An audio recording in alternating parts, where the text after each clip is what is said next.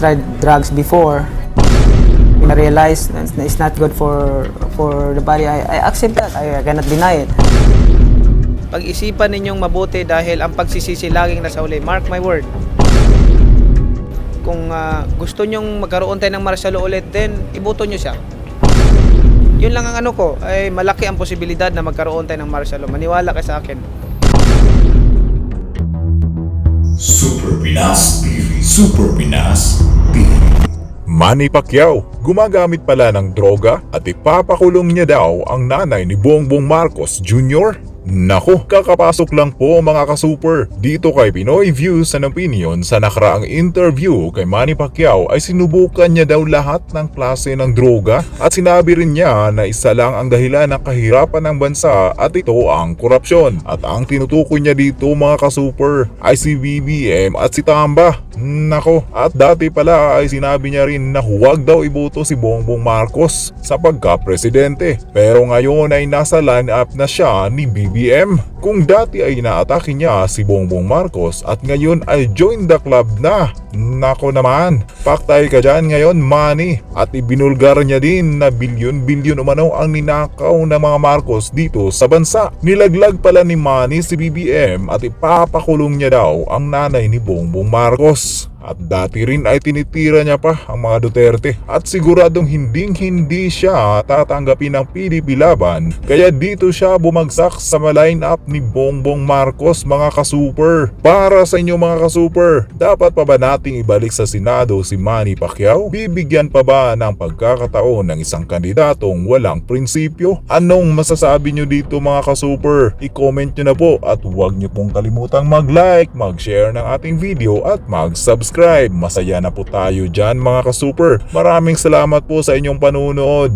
Alam niyo ba mga kababayan na minsan na pala tayong binalaan itong si Manny Pacman Pacquiao o dati tungkol dito kay BBM mga kababayan na wag siyang iboto.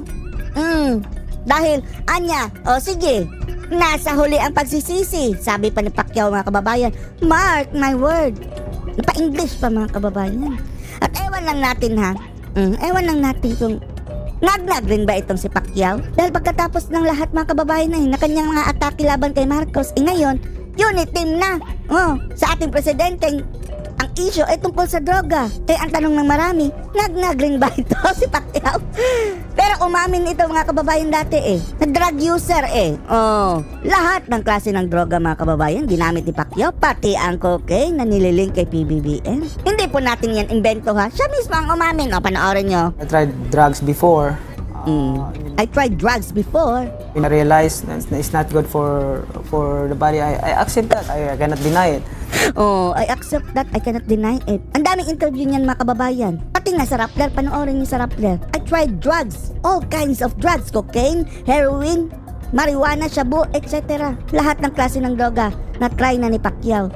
At sabi niya ha, before daw. Tumigil na daw siya mga kababayan. Ewan lang natin kung anong sinasabi niyang before. Kahapon, nung isang araw. Ewan lang natin. That's before and then, Kaya naman mga kababayan, nakalkal natin itong kanyang mga nakaraang video na bakit ganito si Pacquiao? Anyari? Kung dati-rati, atake siya dito kay Marcos. Ngayon, join the club na mga kababayan. Ang pagsisisi laging nasa huli. Mark my word. Mark my word. Totoo nga, di ba? Budol na budol tayo mga kababayan. Sising-sisi na tayo ngayon lahat. Nabinoto natin itong si Ngag-Ngag. Bakit ba naghihirap ang bansa natin? Oh. Dahil walang pera? Di mali yan. Dahil sa korupsyon. Nag-warning na ako sa inyo dati Isampal natin ito kay Pacquiao ha. Although, parang naka-score si Pacquiao dito sa ating mga kababayan na. Tingnan nyo. Yan ang napala nyo. Pero, naka-score din tayo sa kanya. Kinain niya lahat ng kanyang sinuka mga kababayan. Masahol ang ganitong mga ugali mga kababayan Dahil alam na niya pala dati ha. Tayo bulag-bulagan pa. Alam na niya dati. Convinced na siya mga kababayan dito sa pagiging kawatan daw ng mga Marcos. Yan ang kanyang aligasyon. Pero ngayon, join the club. Join ka. Ibig sabihin, magkabalahibo pala mga kababayan. Buti nga hindi nanalo din.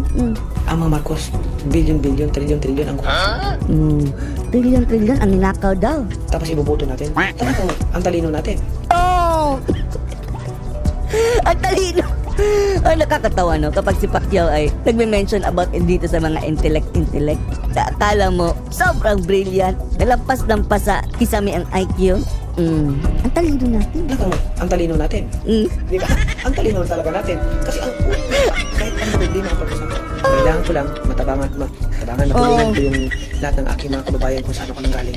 Yung kasama ko kung saan ako nanggaling ng sa hirap. Yun ang gusto kong matulungan. Bakit ang tinutulungan mo ngayon, Manny, ay ang mga Marcos? Kasi nasabi mong mga magnanakaw. Suporta sa administrasyon mga kababayan, meaning, tinutulungan niya ang mga Marcos.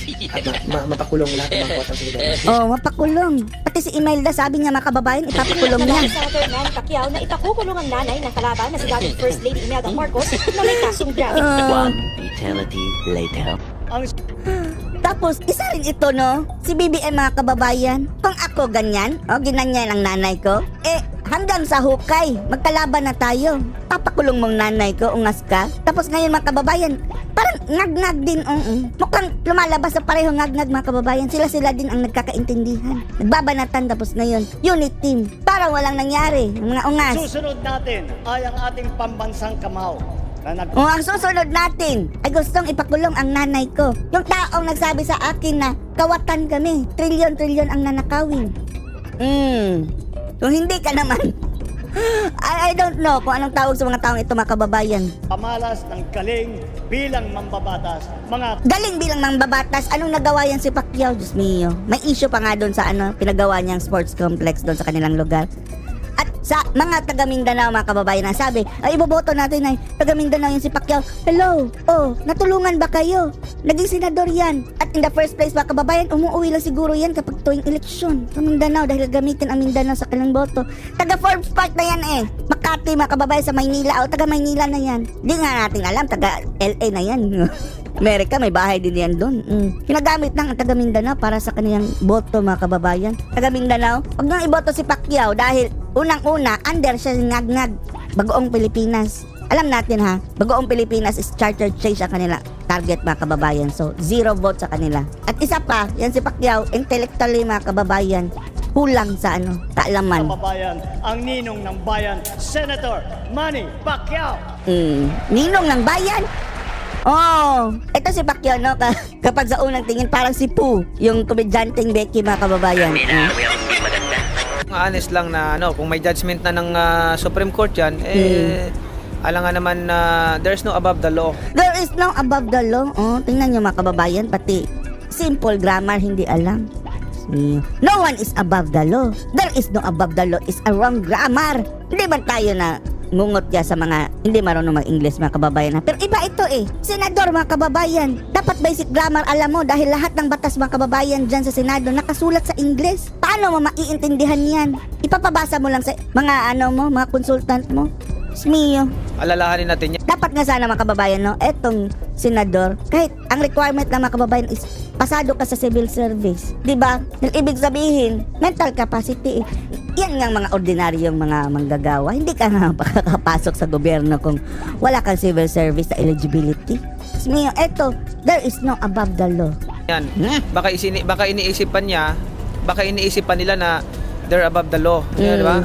Baka ang above the law. isip nila na kami ang batas. Kasi nung nga, sila na ang batas ngayon. nung panahon na yon, nung martial law, isipin natin, sila walang batas-batas sa kanila, sila ang batas.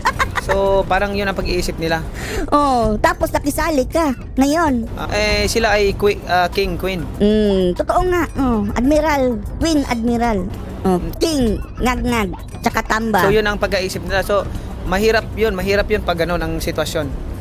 Dapat ang bayan mag-iisip talaga ng mabuti. Hindi kasi kayo nag-iisip ng mga kababayan. Hindi katulad ni Pacquiao na nag-iisip. Ngayon, na-join na. Pag-isipan. Nasaan ang prinsipyo mo, Pacquiao? Meaning, baluktot ang prinsipyo nito mga kababayan. Kapag ganyan mga kabigat na issue ang kanyang mga pinupukol mga kababayan, hindi yan basta-basta nabibent kung mayroon talagang prinsipyo. Ninyong mabuti dahil ang pagsisisi laging nasa huli. Mark my word. Ang pagsisisi laging nasa huli. Mark my word. Yan ang sabi ni Manny. Ano masasabi niyo dito mga kababayan? Post your comments below. Honest lang na kung may judgment na ng Supreme Court yan, alam nga naman na there's no above the law. Alalahanin natin yan. Baka iniisipan nila na they're above the law. Yan, di ba? Baka ang isip nila ay kami ang batas. Kasi nung panahon na yon, nung martial law, isipin natin, sila walang batas-batas, sa kanila sila ang batas. So parang yun ang pag-iisip nila. Pati yung imbitasyon ng Comelec, hindi nga nirerespeto eh. Hindi nga kasi ang nasa isip nga nila sila ay king, queen. So yun ang pag-iisip nila. So mahirap yun pag gano'n ang sitwasyon. Dapat ang bayan mag-iisip talaga ng mabuti. Pag-isipan ninyong mabuti dahil ang pagsisisi laging nasa uli. Mark my word. Kung gusto nyong magkaroon tayo ng martial law ulit, then iboto nyo siya. Yun lang ang ay malaki ang posibilidad na magkaroon tayo ng martial law. Maniwala kayo sa akin.